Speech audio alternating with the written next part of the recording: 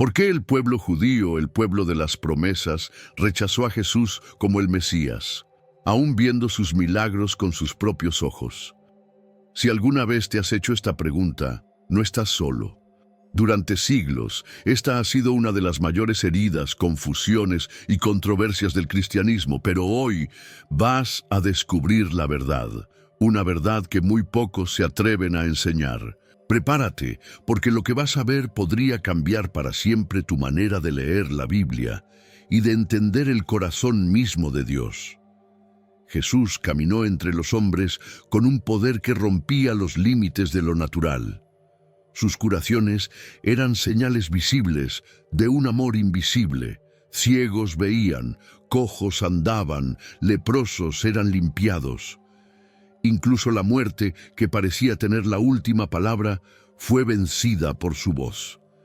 Lázaro salió del sepulcro tras 4 días y el asombro llenó a todos. Sin embargo, muchos no creyeron, como si el milagro hubiera pasado desapercibido. Los líderes religiosos de su tiempo, fariseos y saduceos, veían sus obras pero cerraban sus corazones. La sinagoga se llenaba de murmuraciones cada vez que Jesús sanaba en sábado.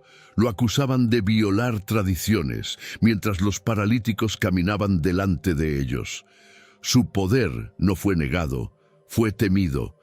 En lugar de rendirse ante el Mesías, lo rechazaron por no encajar en su molde. El Antiguo Testamento estaba lleno de profecías que anunciaban a Jesús. Isaías habló del siervo doliente. Miqueas señaló Belén como lugar de su nacimiento. Cada señal fue cumplida como si el tiempo obedeciera su voz. Sin embargo, los judíos esperaban un rey guerrero, no un carpintero. Su visión del Mesías estaba tan condicionada por la opresión romana que no vieron al Salvador que tenían delante. En una ocasión, 10 leprosos clamaron a Jesús. Los sanó, pero solo uno volvió para agradecerle.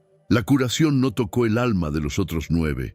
Esto nos recuerda cuántas veces somos testigos de milagros en nuestras vidas: salud recuperada, puertas abiertas, perdón recibido, y sin embargo, seguimos igual de ciegos. Los milagros no convencen a quien no quiere creer.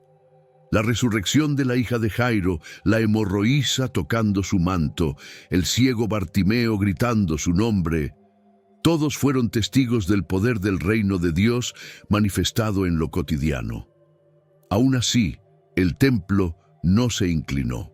Jesús perturbaba el statu quo, y eso era imperdonable. La blasfemia no era curar, sino decir: tus pecados te son perdonados. La fe que movía a Jesús no coincidía con la fe ritualista de muchos de los judíos. Él hablaba del Shema, del amor a Dios con todo el ser, pero también del amor al prójimo, más allá de la ley. Sus enseñanzas eran una amenaza para quienes encontraban poder en las reglas. El perdón de pecados ya no necesitaba un sacerdote, sino una fe viva en el Hijo del Hombre. Al sanar a un hombre con la mano seca en la sinagoga, Jesús preguntó: ¿es lícito en sábado hacer el bien o el mal? Era una confrontación directa, no contra la ley, sino contra el corazón endurecido. El templo se volvió mudo, incapaz de responder. No porque no supieran la respuesta, sino porque no podían soportar la verdad. La presencia de Jesús transformaba cada rincón. En la casa de Pedro, en las calles de Jerusalén, junto a los marginados, su luz revelaba la oscuridad escondida incluso entre los que creían conocer a Dios. Fue en ese contraste que el rechazo tomó forma. No podían aceptar que el Mesías viniera de Nazaret, ni que se sentara con pecadores. Y así, mientras los apóstoles recogían los testimonios de milagros, el pueblo de Israel se dividía. Algunos creyeron y siguieron, otros dudaron, y muchos simplemente no quisieron ver. ¿No sucede lo mismo hoy? A veces esperamos un acto espectacular de Dios, cuando en realidad Él ya está actuando. Pero quizá, no como lo imaginábamos. ¿Alguna vez te has sentido perdido, desconectado de quien realmente eres, sin saber cuál es el plan de Dios para tu vida? La verdad es que no estás aquí por casualidad. Dios tiene un propósito para ti y quiero ayudarte a descubrirlo. Por eso, he creado 3 ebooks que transformarán tu camino con Dios. Haz clic en el enlace del comentario fijado y comienza tu transformación ahora. Durante siglos, Israel había vivido bajo dominio extranjero. Primero los babilonios, luego los persas, griegos y finalmente Roma. En medio de esa opresión romana, los judíos anhelaban al Mesías como un libertador político. Querían ver espadas, no parábolas, un trono en Jerusalén, no una cruz en el Calvario. Y así, la esperanza legítima se tornó en expectativa equivocada. El Antiguo Testamento hablaba de un rey justo, un descendiente de David que establecería el reino de Dios. Pero también hablaba de un siervo sufriente, despreciado y desechado por los hombres. Los fariseos pasaron por alto ese segundo rostro del Mesías. Esperaban la gloria, no la humillación, el cetro, no el sacrificio. Pero Jesús vino primero para sanar el alma, no para derrocar imperios. La confusión era comprensible, aunque trágica. Imagina vivir bajo un sistema injusto, viendo soldados extranjeros en cada esquina y luego escuchar a un rabino decir: «Dad al César lo que es del César». No era lo que esperaban oír. El reino que Jesús predicaba no era de este mundo y por eso no fue entendido. Su trono estaba en el corazón, no en el templo. Muchos esperaban un segundo Moisés que los liberara con poder y señales. Y Jesús, como nuevo Moisés, sí realizó milagros, sí alimentó multitudes, sí abrió caminos, pero hacia una libertad interior, la libertad del pecado, del ego, del temor. No vino a derrocar a Roma, sino al pecado que esclaviza, pero para muchos esa victoria no era suficiente. En su entrada triunfal a Jerusalén, montado en un asno, fue aclamado como rey. Pero no eligió un caballo de guerra, sino el símbolo de la paz. Esa escena fue la culminación de la confusión. Esperaban una coronación y lo vieron caminar hacia su crucifixión. Una semana después, los Hosana se convirtieron en crucifícale. No entendieron su misión. Jesús habló del reino de Dios como levadura, como semilla de mostaza, como algo que crece en lo oculto. No era espectáculo, era transformación. Pero los corazones impacientes anhelaban resultados inmediatos. Querían ver a Israel sobre todas las naciones, sin entender que primero el Mesías debía morir, resucitar y redimir a los gentiles también. Fue el apóstol Pablo quien más tarde explicaría esta visión ampliada. En sus cartas, especialmente a los gentiles, habló de la alianza extendida más allá de Israel. Los judíos esperaban un Mesías solo para ellos, pero el plan de salvación era más grande.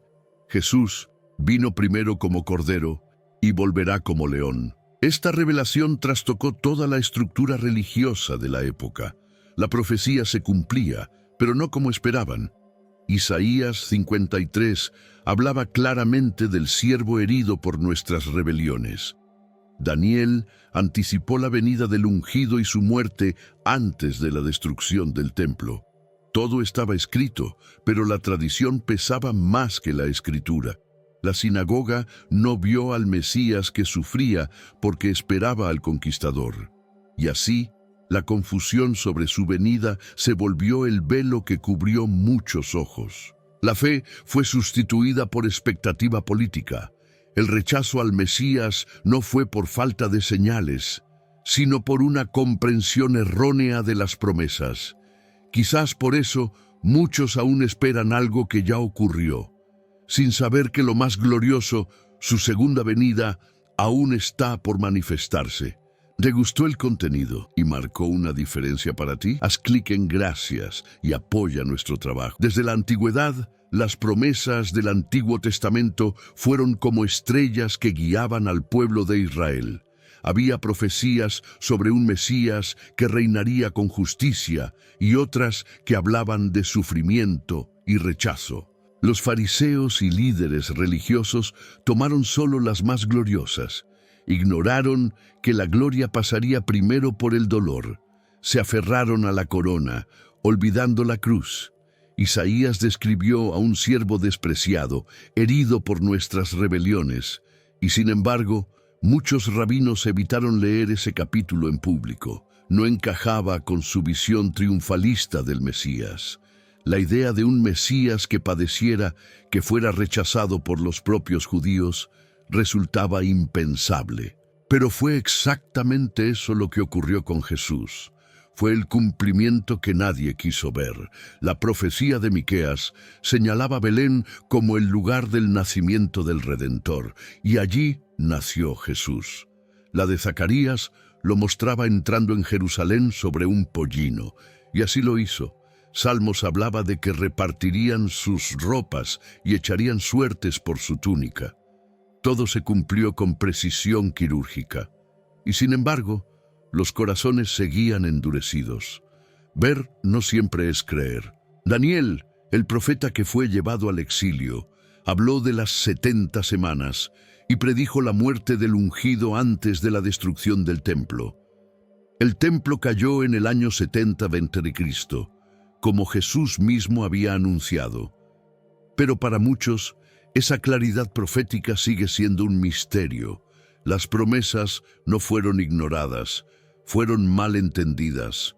Hoy sucede algo similar. A veces buscamos a Dios solo en los milagros, pero ignoramos su voz en el sufrimiento. Buscamos la sanidad física, pero no la del alma. Lo mismo ocurrió en aquellos días. Esperaban a alguien que los librara de Roma, no del pecado. Alguien que reformara el templo, no que se declarara a sí mismo como el nuevo templo. La creencia monoteísta de Israel era fuerte. Shema Israel, el Señor nuestro Dios. El Señor uno es. Por eso, cuando Jesús hablaba de sí mismo como el Hijo de Dios, muchos no sabían cómo encajarlo. Las profecías hablaban de Emmanuel, Dios con nosotros, pero ¿cómo entender eso literalmente? Era más fácil decir blasfemia que aceptar la encarnación. Los apóstoles, testigos del cumplimiento de las profecías, dedicaron sus vidas a explicar cómo Jesús había sido anunciado desde Génesis hasta Malaquías. Pedro, Esteban, Pablo, todos usaban las escrituras judías para demostrar que el Mesías ya había venido. Pero muchos seguían esperando otro. La tradición había cegado el entendimiento. La sinagoga se convirtió en un lugar de estudio, pero no necesariamente de revelación. Conocían la ley, los salmos, los profetas, pero no reconocieron al que cumplía cada palabra. Jesús mismo lo dijo: escudriñáis las Escrituras porque pensáis que en ellas tenéis vida eterna, y ellas son las que dan testimonio de mí. Era una verdad que costaba aceptar, y aún hoy las profecías siguen vivas, algunas ya cumplidas, otras esperando su hora. La segunda venida será la manifestación gloriosa que muchos esperaban desde el principio, pero ¿estamos preparados? ¿O volveremos a malinterpretar las señales? Porque lo que está escrito se cumplirá, solo que no siempre como lo imaginamos. La afirmación de Jesús de ser uno con el Padre fue la chispa que encendió la furia de muchos líderes religiosos. Cuando dijo, antes de que Abraham fuera, yo soy, no estaba usando una figura poética. Estaba invocando el nombre sagrado que Dios reveló a Moisés en la zarza ardiente. Para los oídos judíos, esto era una blasfemia inaceptable, pero para los que creyeron, era la verdad que libera. La creencia monoteísta era el pilar de Israel, un solo Dios, invisible, eterno. ¿Cómo aceptar a un hombre que perdonaba pecados, que decía ser el Hijo de Dios, que hablaba con autoridad divina? El escándalo no era por sus milagros, sino por su identidad. No era solo un profeta, decía ser el Mesías, el Hijo del Altísimo. Eso trastocaba toda la teología tradicional. En varias ocasiones, los judíos tomaron piedras para lapidarlo, no por lo que hacía, sino por lo que decía. Tú, siendo hombre, te haces Dios, le reprochaban. Y Jesús no se retractó. En Juan 10:30 declaró, yo y el Padre somos uno. Una afirmación así no dejaba lugar a interpretaciones ambiguas. Era una declaración directa, poderosa y para muchos intolerable. A lo largo del Nuevo Testamento, vemos cómo esta tensión crece. Cada vez que Jesús enseñaba en la sinagoga, los corazones se dividían. Algunos caían a sus pies, otros planeaban su muerte. El templo que debía ser casa de oración se convirtió en centro de conspiración. Las tradiciones religiosas pesaban más que la revelación divina. Y la fe fue reemplazada por temor a perder el poder. No fue por sus curaciones ni por sus parábolas que fue llevado al juicio. Fue por decir que era el Hijo de Dios. Ante el sumo sacerdote, cuando se le preguntó si era el Cristo, el Hijo del Bendito, Jesús respondió, yo soy. Esa confesión selló su sentencia. Lo consideraron blasfemo, digno de muerte, sin ver que estaban frente a aquel que podía darles vida eterna. La figura de Jesús quebraba esquemas. No encajaba en la sinagoga, ni en el templo, ni en los moldes del Sanedrín. Era un desafío a la estructura religiosa del momento. Y como suele ocurrir, lo que no se puede controlar, se busca destruir. La lapidación fue evitada solo porque la ley romana exigía juicio formal, pero la intención de matarlo ya estaba decidida. Pablo, que antes perseguía a los seguidores de Jesús, luego defendió con vehemencia esa verdad. En sus cartas, explicó cómo en Jesús habita corporalmente toda la plenitud de la deidad. Lo que parecía blasfemia era, en realidad, el cumplimiento de las promesas. Pero entender eso requería fe, humildad y una mente dispuesta a dejar atrás estructuras rígidas. La blasfemia, según la ley judía, era atribuirse un lugar junto a Dios. Jesús no solo lo hizo con palabras, sino con hechos. Perdonó pecados, aceptó adoración y se declaró juez del mundo. Esto no era un hombre común, era el Mesías prometido. Pero como dijo Isaías, fue despreciado y no lo estimamos. Las escrituras eran claras, pero la incredulidad era más fuerte. Y así, lo divino fue tildado de herético, lo santo de peligroso, lo prometido de engaño. El que traía el perdón de pecados fue acusado de blasfemia. Pero ¿qué es más blasfemo, declararse hijo de Dios siendo quien es, o negarlo frente a sus señales y enseñanzas? Esta tensión entre lo que creemos y lo que Él es continúa viva incluso hoy. Jesús no vino a destruir la ley, sino a cumplirla, pero su manera de cumplirla confrontó siglos de tradiciones humanas. Cuestionó el legalismo que pesaba más que la misericordia. Cuando sus discípulos comieron espigas en sábado, los fariseos se escandalizaron. Pero Jesús respondió, el sábado fue hecho para el hombre y no el hombre para el sábado. Esa frase sacudió el sistema entero. El lavado de manos, más que un acto higiénico, era un rito de pureza. Pero Jesús enseñó que lo que contamina no entra por la boca, sino que sale del corazón. Esa declaración fue un golpe a las tradiciones orales que los fariseos consideraban sagradas. No rechazaba la ley, sino la interpretación rígida que había desplazado el espíritu de la alianza, y eso no fue bien recibido. Muchos rabinos se sentaban en la cátedra de Moisés, interpretando la ley para el pueblo. Pero Jesús hablaba con autoridad propia. Perdonaba pecados, algo que solo Dios podía hacer. En una ocasión sanó a un paralítico y le dijo, «Tus pecados te son perdonados». Los líderes religiosos lo acusaron de usurpar un rol divino. Pero Jesús le respondió con hechos. El paralítico se levantó. El templo era el centro de la vida religiosa. Los sacrificios, el incienso, las monedas. Todo giraba en torno al edificio sagrado. Pero Jesús lo purificó con látigo en mano. Volcó las mesas de los cambistas y exclamó: «Mi casa será llamada casa de oración, pero vosotros la habéis hecho cueva de ladrones». Fue un acto profético, directo, que desnudó la corrupción religiosa. Las leyes del sábado eran consideradas intocables. Sin embargo, Jesús sanó una y otra vez en ese día. Lo hizo con intención, no por casualidad. Mostraba que la compasión está por encima del ritual. En una sinagoga, curó a una mujer encorvada hacía 18 años. La reacción no fue júbilo, sino indignación. El sistema se sentía amenazado por cada acto de misericordia. Jesús enseñó que Dios desea misericordia, no sacrificios. Esta idea no era nueva. Oseas ya lo había dicho siglos antes. Pero cuando él la aplicó a los publicanos, a las prostitutas, a los excluidos, la confrontación se volvió personal. Era como si Jesús colocara un espejo delante de los líderes religiosos, revelando la distancia entre su piedad externa y su corazón.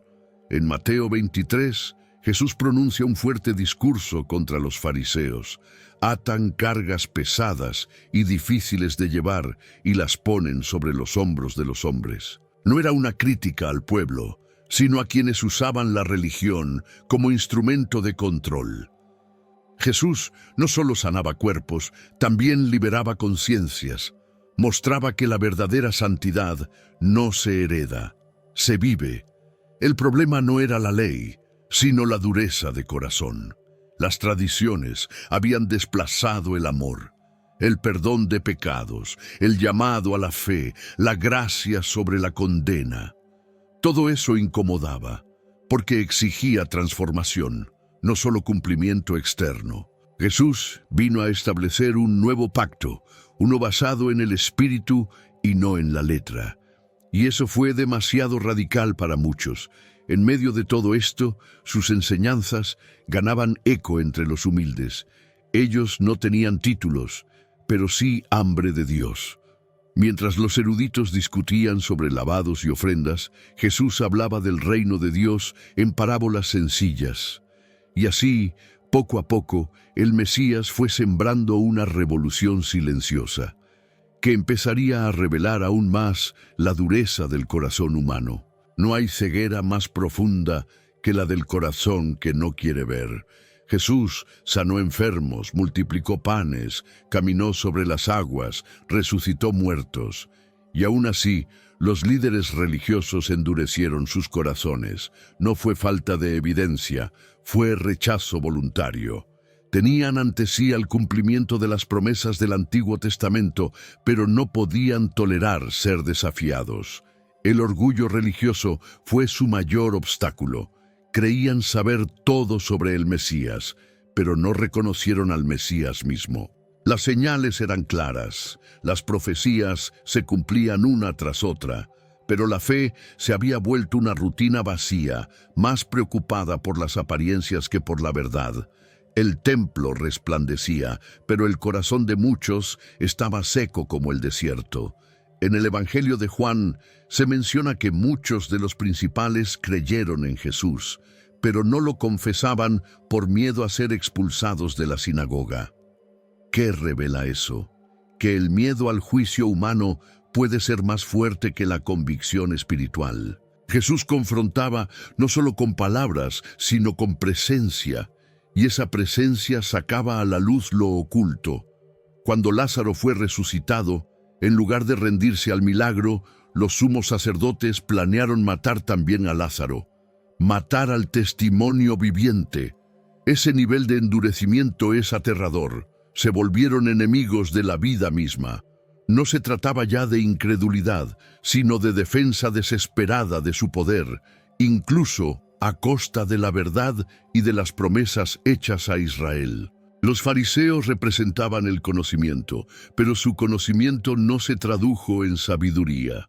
Sabían de memoria el Shema, conocían cada tradición, cada detalle del templo, pero no entendieron que el templo verdadero caminaba entre ellos. Jesús era el cumplimiento de la alianza, pero para ellos era solo una amenaza a su estatus. Preferían el control a la revelación. En una de sus parábolas, Jesús contó sobre unos labradores malvados que mataban a los enviados del dueño de la viña.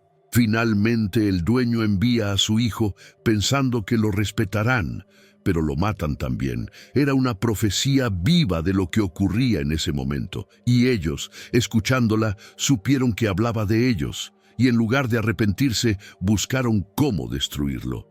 El endurecimiento del corazón no ocurre de un día para otro, es un proceso.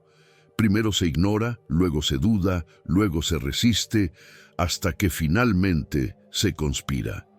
Así fue el camino de muchos líderes religiosos. A pesar de que Jesús les ofrecía el perdón de pecados, preferían el sacrificio ritual. A pesar de que los invitaba al reino de Dios, elegían las sombras de la ley. Pablo, años después, reconocería que también él había sido parte de esa ceguera. Persiguió a los cristianos, consintió en la lapidación de Esteban hasta que Cristo lo confrontó. Y ahí entendió. No basta con conocer las Escrituras, hay que dejar que ellas nos transformen. Muchos sabían del Mesías, pero no estaban dispuestos a seguirle. Y así, el Mesías rechazado siguió su camino hacia la cruz. No porque los milagros fueran insuficientes, sino porque el corazón humano, cuando se cierra, puede ser más duro que cualquier piedra. Sin embargo, en medio de esa oscuridad, comenzaba a gestarse una nueva etapa.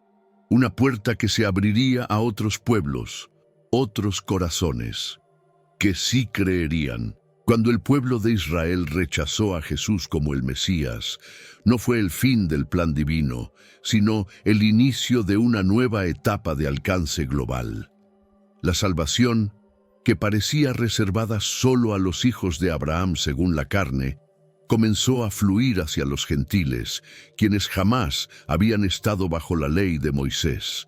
Fue el apóstol Pablo, un fariseo transformado por la gracia, quien comprendió profundamente esta expansión del reino de Dios.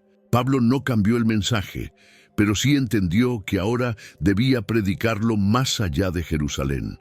En Hechos 13:46 declara con claridad: a vosotros a la verdad era necesario que se os hablase primero la palabra de Dios. Mas puesto que la desecháis, he aquí, nos volvemos a los gentiles. No fue por capricho, sino por cumplimiento de las promesas del Antiguo Testamento. Isaías ya había dicho que el siervo de Dios sería luz para las naciones. El mensaje fue recibido con alegría. Hombres y mujeres que jamás habían puesto un pie en una sinagoga, creyeron con sencillez en Jesús, el Hijo de Dios. No tenían linaje hebreo, pero tenían un corazón abierto. No conocían la Torá, pero experimentaban el poder del Espíritu Santo. Lo que para muchos judíos era escandaloso, para los gentiles era pura gracia. La salvación se convirtió entonces en un regalo para todos, sin distinción. Pablo escribió a los efesios que en Cristo los gentiles ya no son extranjeros ni advenedizos, sino conciudadanos de los santos y miembros de la familia de Dios. Efesios 2:19. El muro de separación fue derribado. Ya no había griego ni judío, circuncisión ni incircuncisión, solo un nuevo hombre en Cristo Jesús. Este nuevo movimiento, fundado sobre la fe y no sobre la ley, trajo una revelación profunda. La verdadera alianza de Dios no depende de sangre ni de raza, sino de fe. Abraham fue justificado por creer, y ahora tanto judíos como gentiles compartían esa misma fe. La Shema seguía siendo el estandarte del pueblo, pero su comprensión se profundizaba en la persona del Mesías. Pedro también fue testigo de esta expansión. En su encuentro con Cornelio, vio cómo el Espíritu Santo descendía sobre gentiles sin que ellos hubieran cumplido ninguna tradición mosaica, y exclamó: ¿Puede acaso alguno impedir el agua para que no sean bautizados estos que han recibido el Espíritu Santo también como nosotros? Hechos 10:47. El testimonio era irrefutable. Con el paso del tiempo, las iglesias se multiplicaron en regiones impensables. Antioquía, Galacia, Filipos, Roma. Pablo recorría los caminos del imperio no con espada, sino con la palabra viva. A cada comunidad llevaba la esperanza del perdón de pecados, la certeza de la resurrección y la paz del reino de Dios. No ofrecía religión, ofrecía reconciliación. Esta inclusión de los gentiles no significaba el abandono de Israel. Más bien, mostraba que el plan de Dios siempre fue universal. Como dijo Pablo en Romanos 11:17, los gentiles fueron injertados en el olivo, y si ellos que eran ramas silvestres fueron aceptados, ¿cuánto más no serán restauradas las ramas naturales? Dios no desechó a su pueblo, lo está esperando con los brazos abiertos. Así, el Evangelio que comenzó con promesas a Abraham se convirtió en buena noticia para toda la humanidad. En Jesús se cumplió la esperanza de salvación, no solo para Israel, sino para todos los que creen. Los gentiles, una vez considerados lejanos, fueron acercados por la sangre del Mesías. Y en él, cada alma tiene un lugar seguro, una identidad eterna y una promesa viva. Ahora que conoces la verdadera razón por la que el pueblo judío rechazó a Jesús como el Mesías, ¿qué harás con esta verdad? ¿Seguirás viendo solo con los ojos? ¿O empezarás a mirar con el corazón? La fe no se trata solo de entender, sino de responder. Te invito a reflexionar, a abrir tu Biblia y dejar que Dios te hable personalmente. Y si este mensaje tocó tu alma, no lo guardes solo para ti. Suscríbete al canal, activa las notificaciones y comparte este video con alguien que también busca respuestas. Dios aún está escribiendo historia y tú eres parte de ella.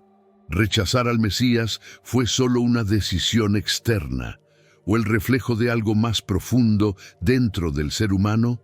En el próximo video, vamos a desvelar el secreto bíblico detrás del cuerpo, el alma y el espíritu, y cómo cada parte de ti responde o resiste a la voz de Dios.